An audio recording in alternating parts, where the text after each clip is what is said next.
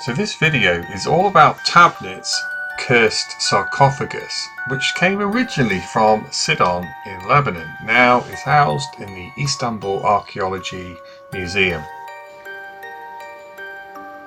The Tabnit sarcophagus contained the Phoenician King of Sidon, and it's around 2,500 years old. Now modern Sidon is actually the third largest city in Lebanon and a thriving port from over 6,000 years ago. Sidon had two key exports of glass and a special purple dye which came from a small snail shell.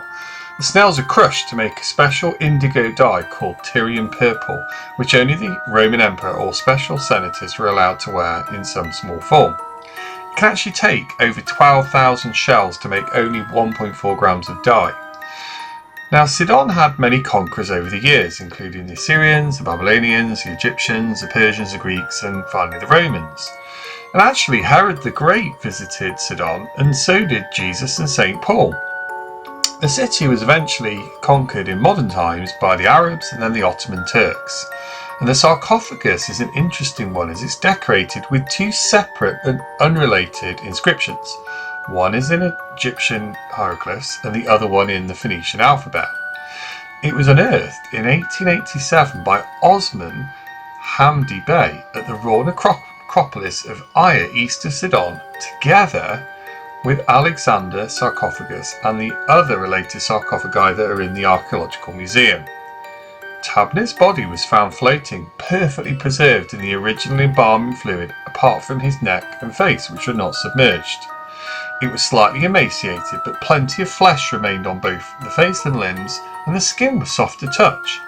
The vital organs and viscera had not been removed and were perfectly preserved. However, the inexperienced men had spilled all the fluid out of the sarcophagus and left the body to rot in the desert sun, at which point the mummy quickly decomposed to little more than bones and the wizard viscera that you see now. It's kind of unusual because, like you can see on the video, actually some of the internal organs are there but shriveled up.